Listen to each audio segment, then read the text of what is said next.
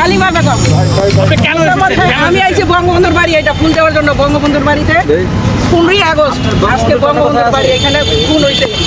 18টা মানুষ ওই একই রাত্রে খুন করছে, আপনারা জানেন একই রাত্রে খুন হয়েছে। এখানে ত্যাগ করছে বঙ্গবন্ধু, এই কারণে আমি এখানে ফুল দিতে আসছি। জনগণ আসুক না আসুক, জনগণ আসুক না আসুক, আমি তো একদম নেত্রী যেখানেই থাক, এইখানে আমি তো আমাদের পুলিশ পাবলিক ব্যানার সাধারণ যাচ্ছে না, আমি এখানে আমাদের নিরাপত্তার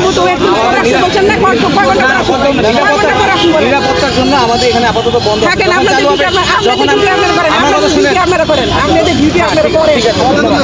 যখন চালু হবে তখন আপনার চালু হওয়া আমি ওয়েট করব। জনসাধারণ তো দিব না, জনসাধারণ ব্যাপার নাই এখানে। কথা বাড়েন না, কথা বাড়েন। আজকে জনগণ আসবো না, আমি একা আসবো।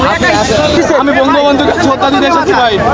কি ঘটছে কি তাই এখন ঘটছে, আমি একটা ফুলের তোলা নিয়েছিলাম শাহবাগ থেকে 400 টাকা দিয়ে কিনে ভাই।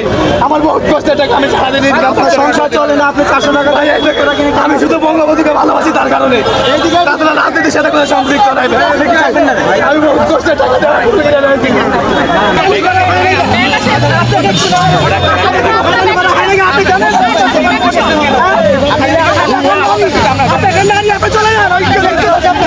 বুয়া বুয়া আপনি কি ভাইরাল হবেন না?